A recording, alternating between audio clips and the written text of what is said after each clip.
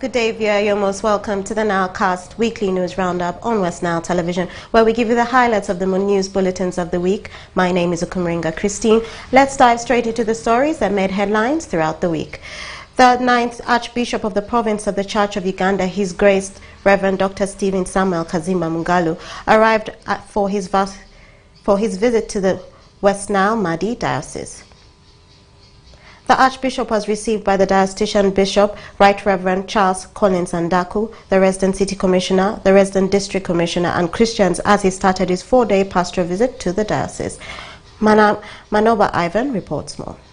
The Bishop and the Christians of the Diocese of Madi West Nile welcomed the 9th Archbishop of the Province of the Church of Uganda, His Grace the Most Reverend Dr. Samuel Stephen Kazimba Mugalu, this morning at the border between Yumba District and Madi Okolo District. The Christians, clergy and the government officials were in joyous moods upon the arrival of the Archbishop to the diocese, who was accompanied by the Bishop of Yumba Diocese, Right Reverend Pons Ozele.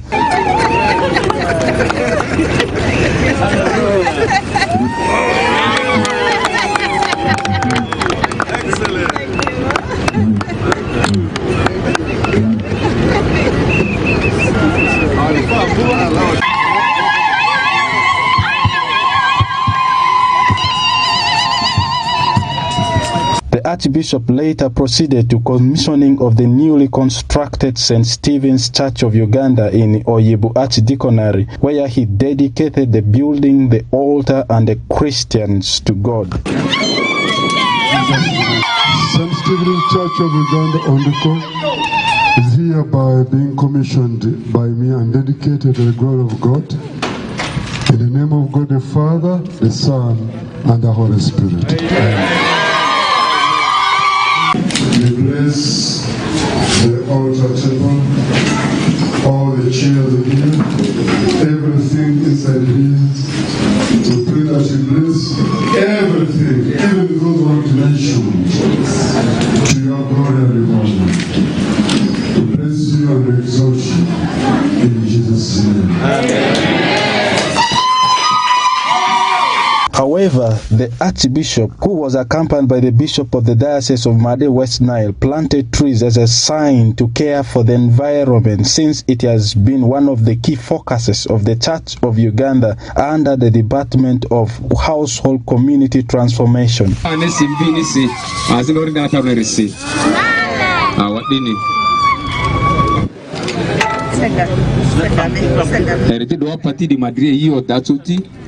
Asadri erni eri ya patinde babile bane tengon der malia ruatani simvini sinorindi anatara asadri ya ruatani simvini saglonda bamunsi amina. Conclusively, the Archbishop finished the rest of his days at Uganda Christian University English Study Center for his first major visit as the Chancellor of the university.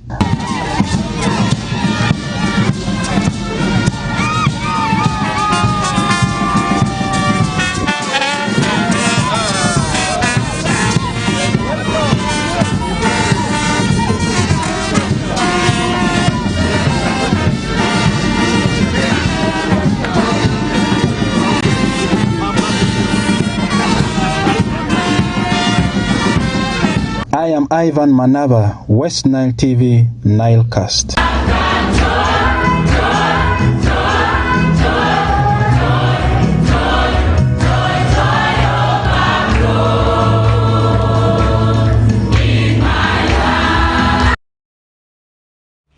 And more in our stories for the evening. Locals in Yumba District, both refugees and host communities, can join the rest of Ugandans in benefiting from electricity.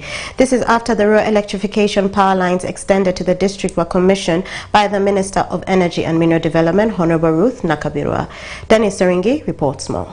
The refugees and the host communities living in Bidi Refugee Settlement Zone 1, together with the residents of Arafa sub-county in Yumba District, have the reason to smile and make good use of the electricity in transforming their lives. This is after the rural electrification power lines were commissioned by the Minister of Energy and Minerals Development Ruth Nankabirwa, accompanied by area members of parliament, State Minister of Defense for Veteran Affairs, and district officials. Speaking during the commissioning of the first ever power line in the settlement at Twajiji Primary School in Bidi Settlement, the minister hails the founders for the support extended to the government of the Republic of Uganda to have the rural communities in Uganda connected to the power grid, and she urges the locals to make good use of the power to transform their lives. We had a group of 3 financiers who helped us to work on power distribution in this part. We had the Exim Bank of China, the Kuwait funding, and the Norwegian, the Royal Kingdom of Norway. We must concentrate now on value addition. Now that everybody is talking about parish development model, we have to attract more support from those who support refugees. Because the gesture that you talked about, Chair LC3, where you sign agreements for your brothers and sisters to use the land, 5-year lease agreement, we must build on that goodwill that you have showed. The district leaders hailed the government of the Republic of Uganda for the extension of the electricity to the district and pledged to mobilize community to make good use of the facility. Out of the 179 educational institutions, only 5 are connected to electricity, and this represents 2.8%. If we are talking of only 5 out of the 179, Honorable Minister, this still remains a very big challenge. We're extremely grateful that you are here, and through your commitment, we hope that the 179 educational institutions will be connected to electricity to enhance performance of our children. Use the extended power lines for productive purposes so as to promote economic development. All the people have been gifted and talented differently to work hard and develop. Therefore, I'm encouraging you to work hard in order to become rich. This is a clear indicator that government is not sitting on the manifesto of the NRM ruling government, whereby rural electrification is one of the key manifestos. However, the Minister Ruth Nankabirwa warns the locals against vandalizing the facilities, extending to them, saying that those who will be caught shall face the law of this country. Ever be tempted to vandalize those lines, because now the punishment is equivalent to terrorism. Some of the locals who witnessed the commissioning of the electricity project in the district could not hide their excitement, saying that they are ready to make good use of the facility. We shall be able to buy refrigerators, to make drinks, to make cold drinks. We shall be able to actually create. It will create a lot of jobs for the Ugandan youth. We are going to make an income generating activities, especially for the youth. We're going to have garages where we're going to have welding machines for the reluctant youth to get income. As the power lines have been finally extended to the rural communities of Yumba District, what remains a big question is the affordability of the electricity to the locals who have never had experience of the usage of the electricity in their life. Dennis Oringi, WestNile TV, Nilecast. And more in our stories for the evening. Obongo District Woman Member of Parliament Honorable Maneno Zamura on the 30th of June 2023 handed over a total of 250 iron sheets for saving groups in Iwafa sub-county. The resident district commissioner for Obongo District, Samuel Mpimbaza Hishaka, applauded the Woman Member of Parliament for rescuing her people through a new scheme she started and advised the beneficiaries to put the iron sheets to good use. Osuta Yusuf reports more. The Obongo District Woman Member of Parliament, Honorable Maneno Zumura, who in June 2021 initiated the idea of urging women to form SACCO groups in order to boost saving culture in the district, on the 30th of June 2023, handed over a total of 250 iron sheets for SACCO groups in Ewafa sub-county, who also contributed 40% of the total cost of the items through their savings. Ewafa Primary School FMC Chairman Zwaibu Taban castigated some SACCO group members for being self-centered and greedy by borrowing money from different groups, and in the end, payment defeats them.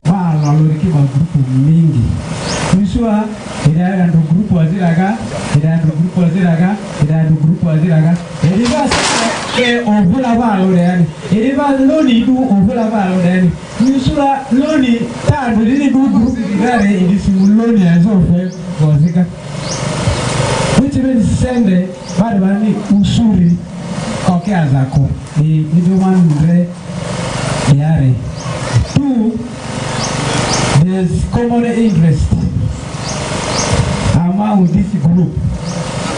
Then the group meaning ready, king ready.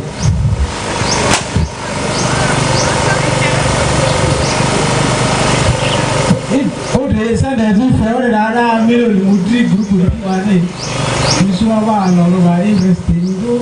As a key plan, yeah, that redo. Ma ito la amutindondo group ki support bila mingi alola vision fund. Ini group dari ki support. Vision fund by result ya andre members group di dari dia ataki kia tawana ina maberau because of common interest. You saw send it up a group name alola lele tanda ni reduni, but the repayment will be poor. Already follow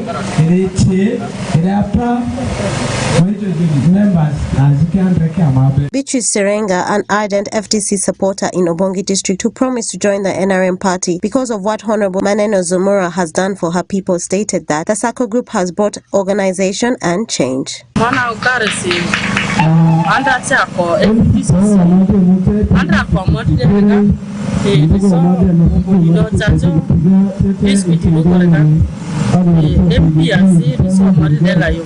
The maneno na kweli suma FDC so maneno kupade habedi the maneno ndo kwatu anga maneno ne tereki ataka ngaru seni mafasi lejo kwito nena ngate maneno ati amani akiri joja amadre grupo wa papari sirede nusu tata maakati because it wa pe grupo gako mo gachoti maneno angarisi kwa maso kurudini alore sale sini mabati tamani patikigo amoto do gosi agase itika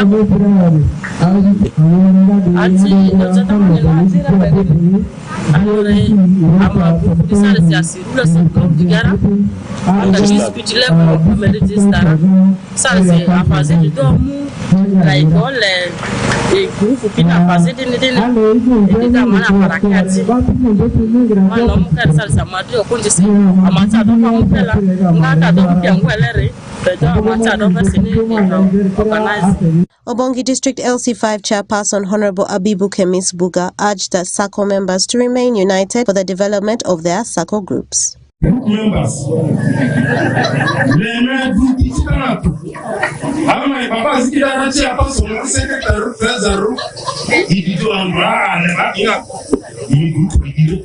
if there is anything illegal, then you solve it as good members. What is a man? American mere mi community repeti to the letter. It didn't go to me like that. It's okay. You can do medicine. Eh? I do sooner like any home about the anybody who wear music. That is not fair. Chairman Listener has been the president of the sub-county. The reason you're here. Directives management as the president of Obongo District.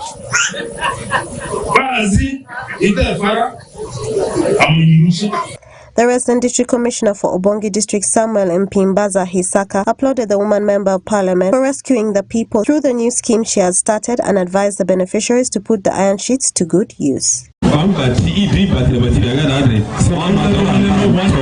so much for this initiative. And I want to beg that all our leaders should join hands so that we can start seeing a lot of good things happening in our district. And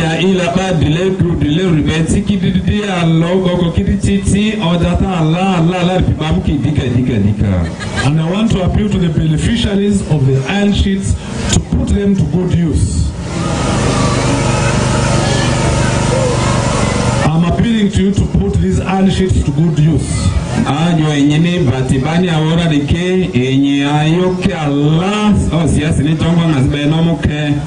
Because if you don't, you really be sabotaging yourself. Osuta Yusuf, Okumaringa Christine, for WestNile Television, Nilecast. And more in our stories for the evening. Delays by the government in releasing 28 billion shillings for the development of Nyarugusu is posing challenges in completion of the project. This was disclosed by the Minister for Energy and Mineral Development, Dr. Ruth Nakabirwa, while inspecting Nyarugusu hydropower plant. Dennis Oringi reports more. Currently, work prospect at Nyarugusu stands at 94% as anxiety among people of WestNile to have industrially reliable electricity continues. I must say that I'm impressed that despite the fact that we as government are not fulfilling our part of the grant that we are supposed to give, the developer has continued to find ways of borrowing money and making sure that work does not stall.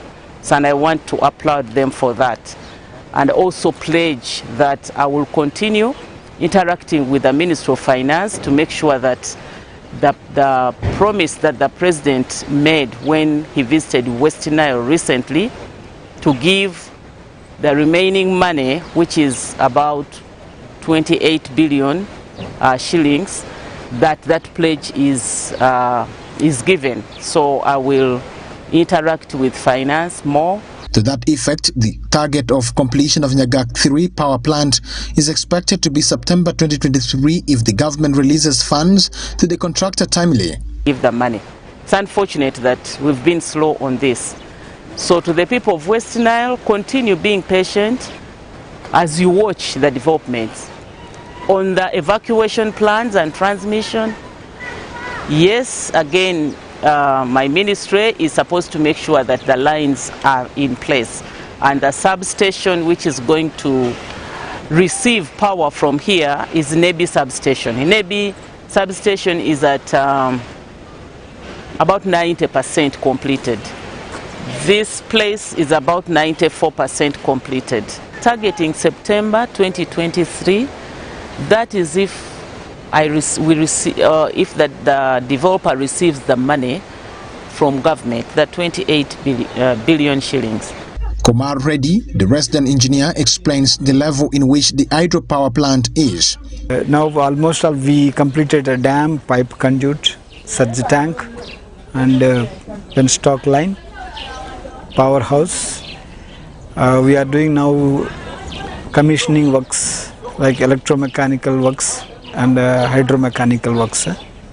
So in electromechanical works, we are fixing the turbines all in a draft tube, all in place. Where alignment is in progress, and we received all the electrical related panels and all brought to the site. We are at the critical stage of the erection commissioning. So due to funds delay from the government, as Minister says, due to that we are facing some funding problem from the developer side. So due to that, some material, we see developer has to buy supply materials to the contractor, and he has to do the construction activities. So due to that cash flows, funding delays, so it has been delayed for some delays. If funds releases now, so we can able to cap up that up to September, we can complete the project for the commissioning. Dr. Ruth Nakabirwa, however, urged the people of WestNile to continue being patient as government is putting more efforts to see the power plant done. And we know that probably this year, 2023, will see Nyarugusu being commissioned. We are trying our best to make sure that we stabilize the power in WestNile. According to Isaac Otemgiu, Member of Parliament for Padire County, Nebi District, missing many deadlines for full connection of West Nile to the national grid is making citizens of the sub-region feel disappointed. We're actually a bit disappointed with the progress at which the electricity distribution and electricity connection in West Nile region is actually taking shape. First of all, almost 3 deadlines have now been missed. We had a deadline as early as last year around September. That one got missed. It was extended to December. That one got missed. It was extended to March, that West Nile will finally be connected to the national grid. That one has been missed. The next actually was supposed to be by the 30th of June, which 100% now we know that that deadline has been missed. So the issue for the minister coming to West Nile and moving around without members of parliament actually escorting her actually clearly shows that there is a loss in connection with us members of parliament from West Nile, and we are actually not happy about this situation. Started in 2019, Nyagak Hydropower Plant 3 will generate 6.6 megawatts to add on to the 3.5 megawatts from Nyagak 1.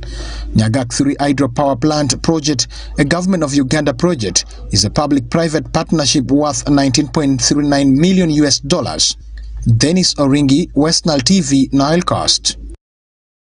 More in our stories for the evening. Police in Zomba District have launched an investigation under which unknown thugs stabbed a mobile money operator along Jupanyodo Road, Paida Town Council, Zomba District. Akiki Amoti, a 22-year-old resident of Paida Town Council, was rushed to St. Maria Clinic after he was stabbed with a knife on the left side of his belly 3 times, left arm and chest respectively, by unknown thugs and robbed off 3 million shillings. Alfred Jawok reports more.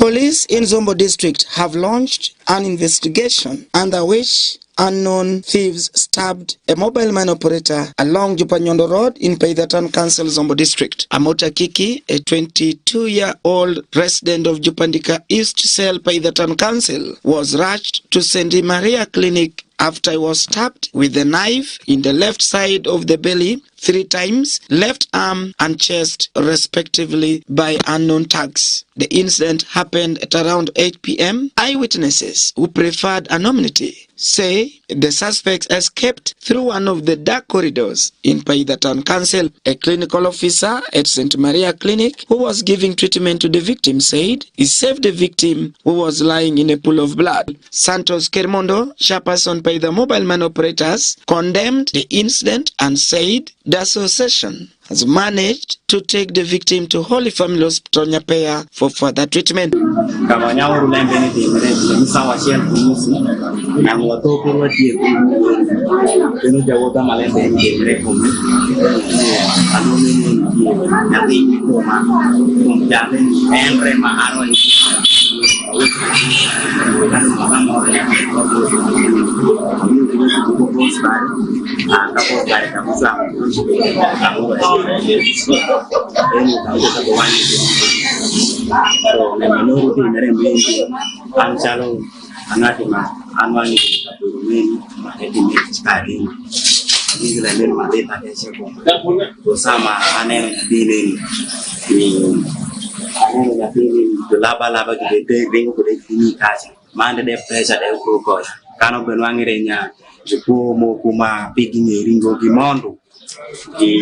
Video jaleni manu dog sende pa kusimu cheke gam tingu kisheto kodu and gam jueke dum makor so lembeni ira ane be do no way donc kawona be kwa abeshimu wan danu matikie ka mobile money the town ni kadi bende the town ni tendengo sai kadi sai tusharo tukue mkitie kipini ya yipatana la konko shalo customer ibinu nanke tupe customer kudige nye bibini peniresha ni ongola ni nange suka pe kwano wi kema yike kemo kole ka kwanza kiko video etame pero la ma ukie ka kaja kanya la ukie ka pinipanga ka transaction ndio kuchakula ka mani ko na ndio operating mobile man mapinja ya nange timu pintanga agame do ko le genu pe ko me manori kum tagiwa sharing to Nilecast.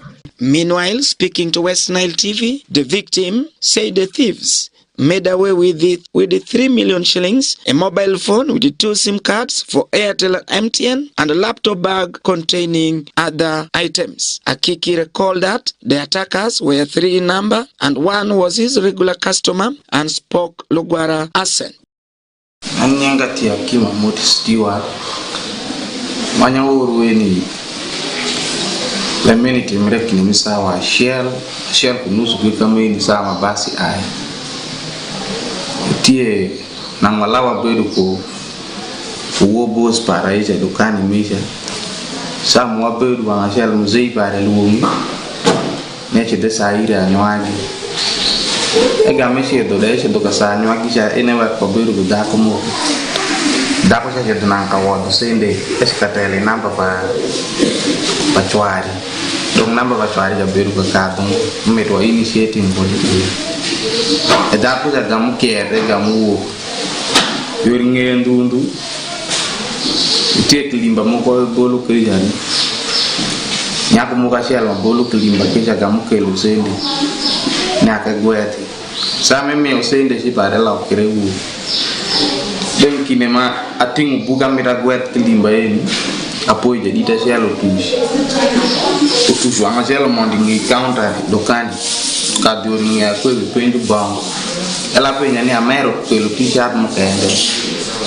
agama waju t-shirt mukende podi mero sika kila donc poda miro nanga ka gwet jinde ma eni aka gwet klimba kana lawnge ya baje dite en ke wanga la neno shari o tungita ot doan dokani agama poy wanga shel mara shel mikin choja binu ne kumaji samunde kumaji jalmbe ga pendi bango shinge minguta wanga shel o mapa muta e malare den godum sa mo podo ko di komi muta e mapa para su en jalmunde kumaji gamu binu o pie wanga shel bi chonga indi sam pie bi chonga winju chonga ni mel wanga shel gamu kwi en me ma muta bare wa titini kode gamu jal pie bi chonga e ke to bero ko pala shinge jale gamu punya ni anyu pi namba pa Airtel abe dongra po e to makagai to me bota e kende be penja suwa po e kende ete mshinga e komkom e gamu shop shinga en wanga gamu na wanga chel ngara chel mushungu dong tawa ja mondo dong be shop penja be shop be do bag mo ba sende kamu do simu mo mobile money kamu chaka keo kin buku kesha simu para be di jeba simu medit e bine wodo simu wende meni podi ma e ma ko muda suwa be titini ko de wa chela neno jalma e su ngapala nang be coba ka kai agama jakira nya tikiru mo kupina agama jakira lakpala da kamu rieda kama ukamu tele bongo rieda indi. Grace Atim, Deputy Resident Commissioner Zomba District, advises mobile money operators to be vigilant and close their businesses as early as 6 p.m. because they don't have security to work beyond the time. It is unfortunate that someone lost that sum of money, over 3 million shillings, to thugs or robbers, thieves, we call them who they are. They are all bad people. But I want to call upon all mobile money operators and all people who are dealing in cash.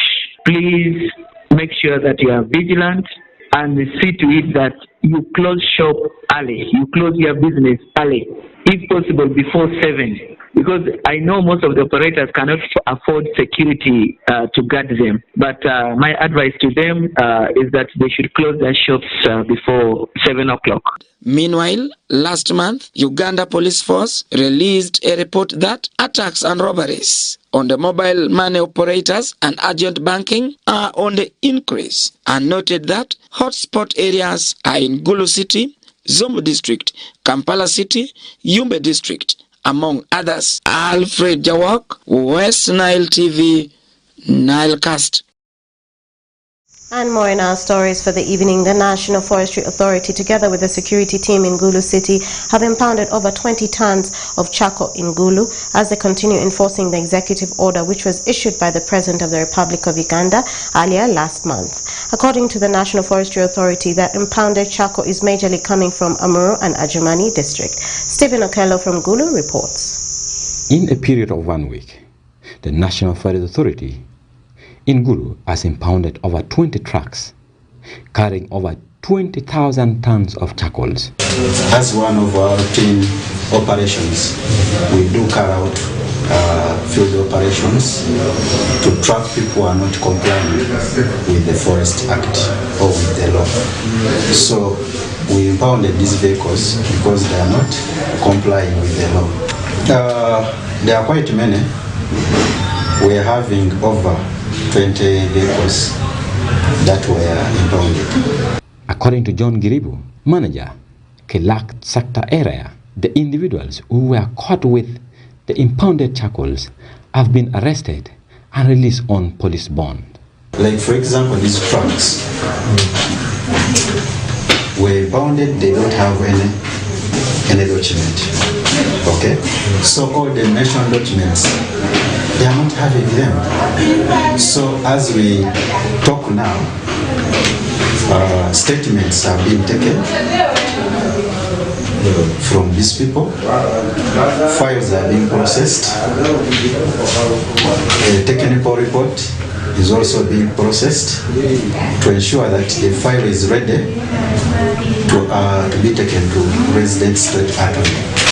Kenny Julius, one of the charcoal dealers, says the operation was selectively done because some trucks have been allowed to pass while others were impounded. Let us just go and take 2 hours there. They are going to pass over 20 vehicles right now. But because for us, maybe we didn't connect to them who are direct in the office, we don't have means of reaching them. Musa Nusubuga confessed that despite the presidential directive, some individuals in the security are still distorting money from them in the name of protecting them during transportation. When we came to decide that we are using an individual, right? We are using an individual. Kasule Vincent cried to President to pardon and allow them to transport only what they have cut in the bush. We have imparted there our cash, of which they are loanable funds. Let it come with a compensation scheme of compensating all people who have put their monies inside the forest. You understand? Yes. With that situation, we shall give it up. But if the government has not come up with a scheme, we shall continue smuggling because it's a way of sustaining ourselves. Meanwhile, John Giribu, the sector range manager, Kilak sector, says government should evoke Section 63 of National Forestry Act and prioritize funding to facilitate the process for an everlasting solution to destruction of forest cover. So if we want to conserve this forest, we need to invoke Section 63 of National Forest and Tree Planting Act, that we should have forestry committees on ground in these areas that are affected. Because we are managing the level at production level, I mean at the product level, but at production level, we are not doing it. John also called upon the local government to form a local forest committee to help manage the situation at production level. Stephen Okedo for WestNile Television, Nilecast. And more in our stories for the evening. The resident district commissioner, Ajumani District, requests partners to assist Maryland Health Center 3 to repair their ambulance that got an incident by the heavy rain and heavy wind that left them without an ambulance on the 17th of June 2023. Let's have more on that story. The resident district commissioner humanly requests partners to help Maryland Health Center 3 to repair their ambulance that got incident by heavy rain combined with the heavy wind that left them without ambulance on 17th of May 2023. Mr. Tabanda Tapita, the resident district commissioner humanly said that the ambulance was destroyed by heavy rain combined with the heavy wind that pushed the tree to fall on the ambulance that was parked at health center facility. This ambulance does not belong to Maryland, but it belongs to Germany, because many times it has supported us during accidents, during immunization programs, during emergencies, particularly when we have those issues within the district. We use all these ambulances as our ambulances. It's so unfortunate that this ambulance was parked in the compound, and during one of the rains, a very heavy big tree landed on it, as you can see the picture.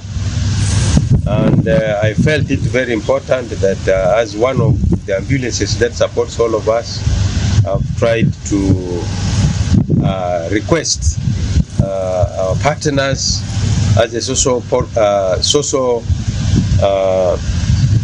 program to support our people, if there would be a mix, to look at it and see how it can be put back on road. And therefore I've called it to come here so that these people can come and look at it, and we see how they can support us to put it back on road. Because so far now we have outreach programs which were used. We use these ambulances. Now they are not, it's not going to happen, and that means we are going to miss meeting our obligation of supporting and treating our people. And that's why it is here. Mr. Taban also said that this ambulance is not only for Maryland, but it is for everyone, especially during COVID-19. It really helps many people. I do trust that with our good relationship, coordination and partnership, it will be taken care of so that it can be put back on the road to support our people. Reporting for WestNile TV, Onjima Alan, Nilecast, Germany. And more in our stories for the evening. Leaders in Pakwach District have appealed to the Archbishop Church of Uganda, His Grace Dr. Stephen Kazimba Mugalu, to intervene so that the government can ease operations on the River Nile. Leaders' concerns came after the government's policy on aquaculture and fisheries banned fishermen from using undersized fishing gears, leading to the loss of economic activities on the River Nile and Lake Albert. Alfred Jawok reports more. Leaders in Pakwach District have appealed to Archbishop Church of Uganda, His Grace Dr. Stephen Kazimba Mugalu, to intervene so that the government can ease operations over River Nile. The leaders presented their plights on Sunday during the second pastoral visits of Archbishop Dr. Stephen Kazimba Mugalu to Jonam Archdeaconry, Pakwach District. Their concerns came after the government's policy on aquaculture and fisheries barred fishermen from using undersized fishing gears. According to Pakwach District leaders, the fishermen have lost their economic activities on River Nile and Lake Albert. Avurjan Pacheto, the Pakwach woman member of parliament, said her people no longer fish on River Nile, hence making some families spend a day without a meal. Avur also explained that the Archbishop can draw attention of the government to ease operations of the Fisheries Protection Unit on River Nile and Lake Albert. We have already put our case to government that in some parts of Uganda, the fishing communities are working on different water bodies that require different boat sizes. And I believe and trust that this aspect will be put into consideration. We have also put to government the fact that we are coming out of COVID, we came out of flooding and drought and all these other challenges that like every person is having in Uganda, the inflation that went up due to the high prices in fuel. So there is a need to come up with an affirmative action for the fisheries communities in Uganda, particularly Pakwach, because some areas of the fisheries community did not experience flooding or famine like we did. But for Pakwach, we went through all these challenges. We therefore appeal to government to either, in fact, for me, my appeal is that government should come up with a grant so that these people can be able to buy the right fishing gears in form of nets and in form of boats. They should be supported so that their household income that the president is advocating for, all of us are advocating for, they are inclusive in this whole process. Meanwhile, Jonam County Member of Parliament Emmanuel Jor Ongierto asserted that over 1,200 boats and 2,263 fishing gears were impounded since the operations commenced in 2019. Our people are now made more poor because our land, where our people get money, where our people get food, is across the Nile. Because the Jonam people are actually people whose origin is across the Nile. We were brought here by the by the British government because of tsetse fly infestation. The other side, we respected, we came. And after some period of time when the place was degazetted, our people went back to cultivate there.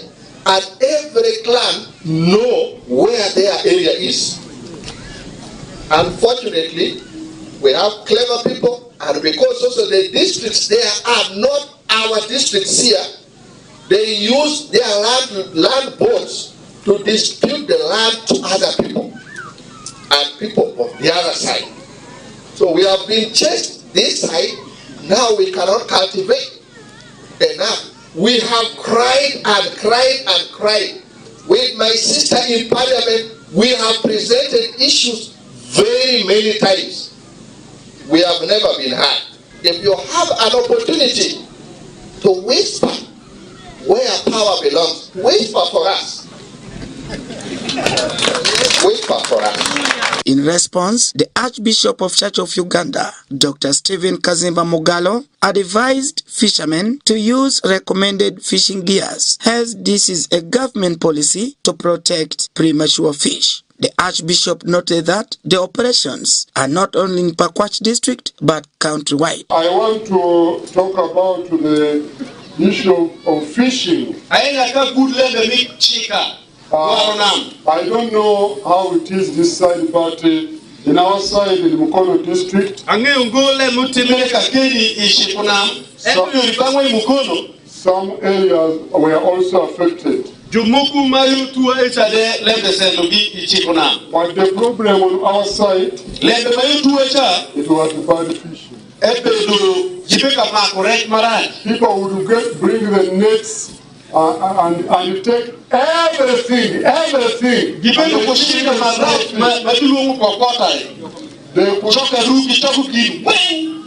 And now the government stopped them. And they were not cooperative. So they could really take them by force. But now after a while, we see fishes coming back. We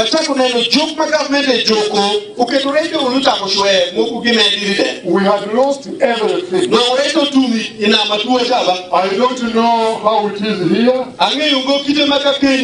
But that's our problem in Mukono.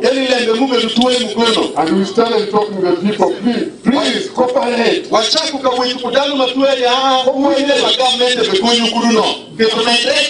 After cooperating, now they are beginning to benefit.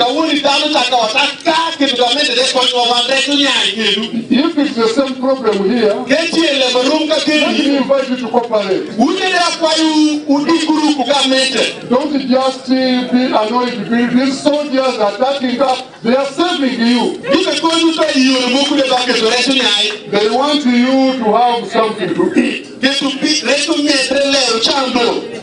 if you don't cooperate, you will be near the lake without any fish. Recently, the State Minister for Fisheries and Animal Husbandry, Helen Adowa, visited the landing sites to sensitize fishermen on the new government laws governing water bodies, but her visit received mixed reactions from fishermen in Pakwach district. The Archbishop Church of Uganda started his 7 days of pastoral visit to the West Nile region with the Koro Archdeaconry in Zomba District. On Sunday, he was in Jonam Archdeaconry, and today he was in Padiri Archdeaconry and Goli Central Archdeaconry, respectively. Alfred Jawok, WestNile TV, Nilecast. And more in our stories for the evening. In order for the degraded fragile ecosystem to be restored and conserved, Nature Uganda has equipped the locals living around Yalulu Swamp and Woodland in Nyarugusu District with the skills and knowledge on how to protect the ecosystem and to use the nature to improve on their livelihood. Dennis Soringi reports more. This is beautiful swamp with its natural trees and vibrant life. It is Yalulu Swamp located in Nyarugusu District, one of the districts hosting refugees in West Nile sub-region. It is a sanctuary of serenity, a testament to the resiliency of nature and a reminder of the remarkable beauty that can be found in even the most unassuming places.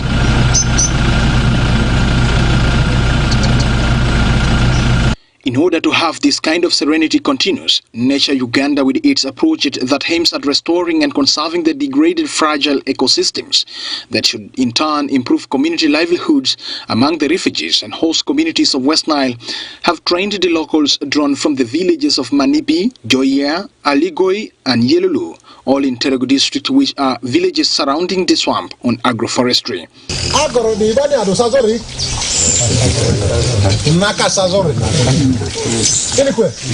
Miki Sarube. Inoja agroforestry druko be munipalo koresi mibasi. Tambazor. Ilikuwa land daruni. Nakuni. Le daruni ule. Those who turned up for the training comprise landowners and residents, vulnerable and special groups including women, the elderly, youth and physically challenged groups in a set area within the buffer from the boundary of the refugee settlements. People-centered kind of approach that we get your views from here, because it is hard. You don't have you may not have member come here, you may not have district reach here to understand the people's views. So we bridge that gap, and getting the views from the people helps us come up with better policies that are people-centered. During the theoretical portion of the training, farmers learn about the ecological importance of natural resources, their role in water purification, flood control, and biodiversity conservation. Sasa miremu miasa kuko afada ambududa mina rutamba sasa mi yitiri mina rutamba sasa mi bulega afa abu maleda yikimutira mina rutamba edo fari druku. Practical training sessions are focused on how farmers can use the available tools to improve on growth of the available woodland and the sustainable farming practices that minimize the negative impacts on the woodland and the available ecosystem.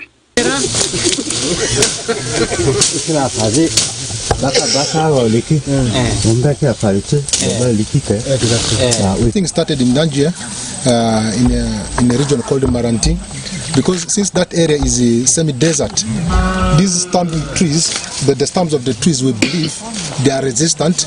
They are so hard to the conditions. So that's why these things are really practiced here. You know, we have been having issues of woodlot establishment with the seedlings. So it has been, you see, when the dry spell comes like that, all the seedlings they dry off like that.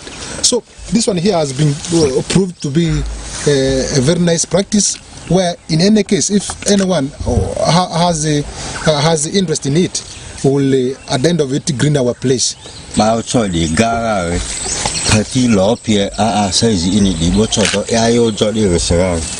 So katia ganga badabadambu ya nzimbarako afali dibe na kwa maji ilituka kombele mbele alusi kati kia mayoki In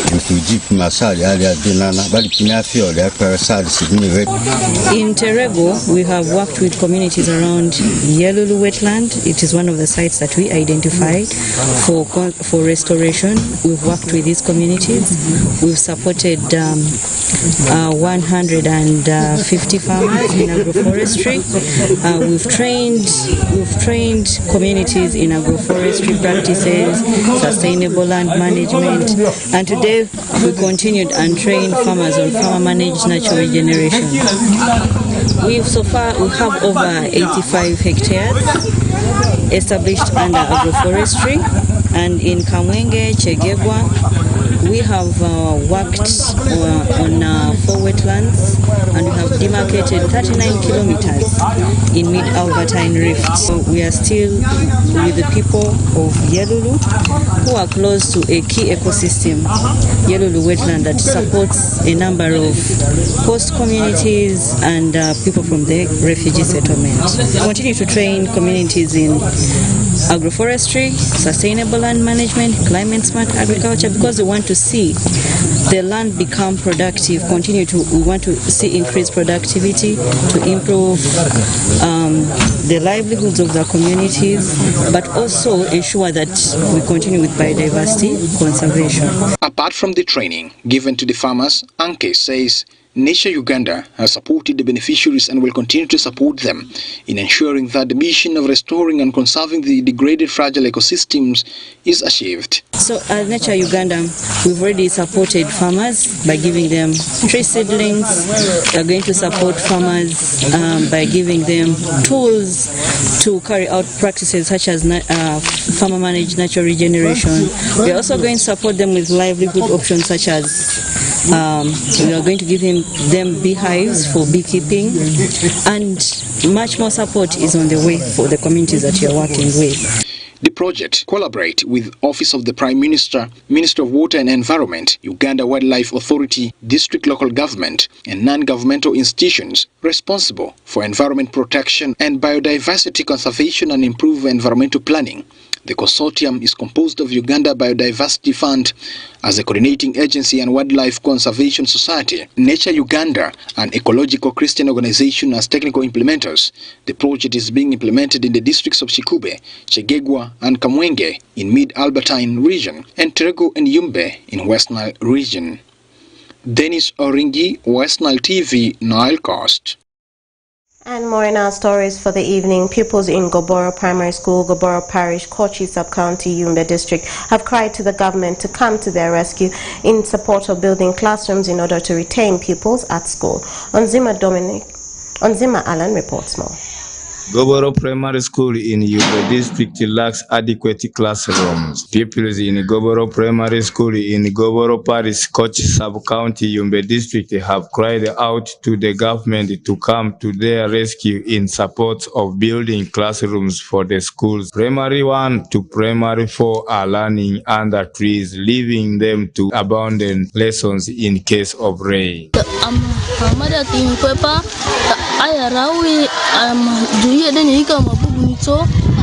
Zomboro aya ama government kirika kama school zilia rosinadi Charles Ahmed, the head teacher Goboro Primary School, said that they are facing challenges in school where the enrollment is high with 1,475 pupils and only the school operates with 9 teachers.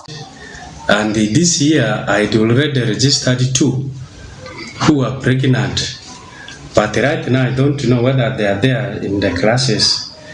So maybe at the end of this year we may still have the number bigger, and the others drop out due to other conditions which I cannot tell to you right now.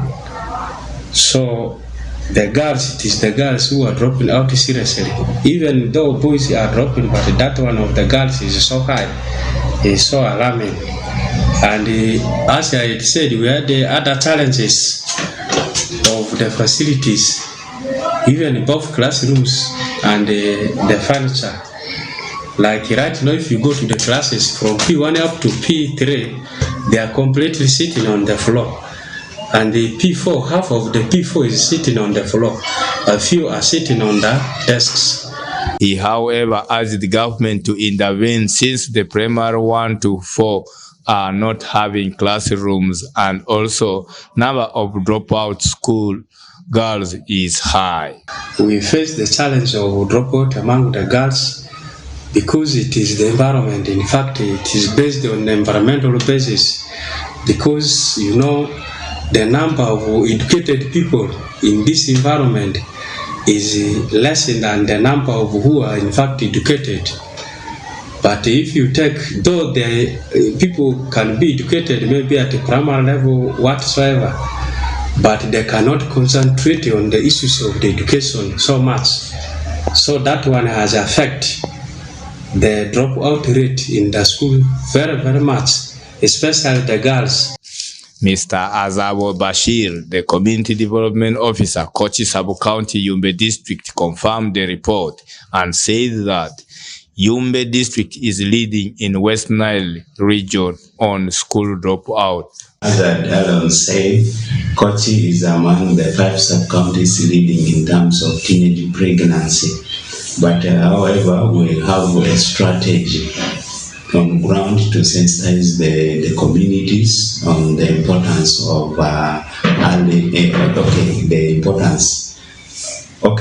to aware the communities on girls and education. Currently, some kind of survey has been done in some primary schools, and we through Uganda Red Cross Society, where they have identified Lombe Primary School and Gobro Primary School to construct some facilities for these girls, especially the change rooms for girls. Yeah. Now, what is your appeal to the parents to in terms of supporting these children? Yeah, my appeal to the parents as we go out for this installation to send, including even those who were impregnated during COVID time. Yeah, for us here, we believe in our culture. If a girl is already married or having a child, she does not have a future. What are you going to say about this? Yeah, these are the areas we most times emphasize the parents. As parents earlier on, that these girls are source of wealth for families, but equally we encourage them to send them to school such that they will bring them more wealth when they're educated. Thank you. Yes. Goboro Primary School also faces the challenges of a high number of school dropout. Reporting for WestNile TV, Onjima Alani, Ajumani, Nilecast.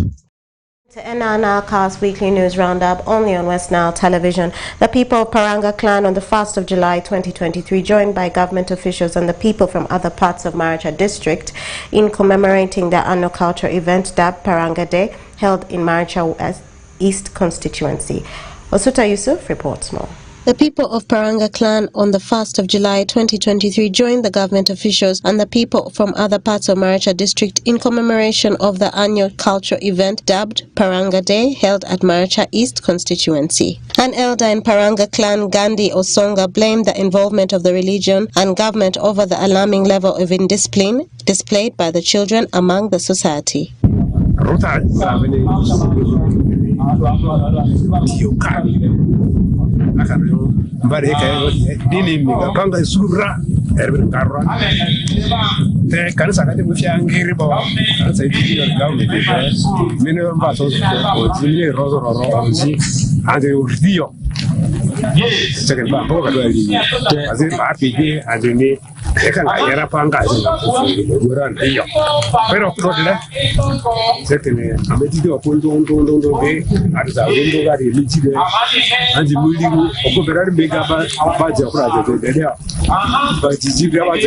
Peter Atiku, another elder in Paranga clan, stated that too much producing of children has caused some of the problems we have in our societies today. Yuntaniri, Erinda Mavuru, Brao, or Corando Ruto, the sad silent. By Mazinzeta Yokondar and the Rinia Matiku. Adusiari Amavibati and the Badaro. Amanzitiangi Rite and the Magate Zoezara. Baluto and the Timudrinas, that was special Amabras in Ticalito. The Garamitanzi, the answer from a Sungono, but are the Chamons. Honorable Simon Ositia, the Paranga Sub-County Councillor to the District Council, noted that some of the key activities during the event were poem, drama, history-telling, and traditional dance, among others, to revive their cultural heritage. The key activities, in fact, one is the traditional dances. We also the schools around to give poems, and we also wanted the drama, our traditional dance, to recall our culture. You know, these days, these traditional dances are no longer there. But on such occasions, when they are organized, you realize that this is how things were. And they even enjoy it, we were able to see. The Paranga Sub-County LC3 chairperson, Honorable Osutre Godfrey, stated that the fading culture has caused moral decay in our societies. We now sat with the LOC1 and some stakeholders that how are we going to celebrate this? Now they said since culture is fading and the previous culture was very, very important in ushering discipline, in ushering morals, and it made the actual our guys to grow discipline. But this time when you check around, people tend to forget about culture. Now we choose to go with this celebration in a cultural way. That's why you saw even our guys bringing back the traditional songs, the storytelling. At least it will help also our young ones to know that previously the culture was there. Embracing traditional culture to refine morals. If you check previously, a girl to go for fornication, it was a taboo. But this time you can see even young ones carrying children, which is not nice. But previously for a young one to carry a child, that was really a taboo. That's why we want us to focus and that morals come back. Paranga Day is the only cultural event commemorated in Maracha District. Osuta Yusuf and Okumuringa Christine for WestNile Television, Nilecast. And more And with that, viewer, we've come to the end of the Nilecast on WestNile Television. Thank you for being with us from the beginning of the Nilecast to the end of the Nilecast, only on WestNile Television. Please stay tuned to the rest of the subsequent programs that may follow. My name is Okumuringa Christine. Have a good evening.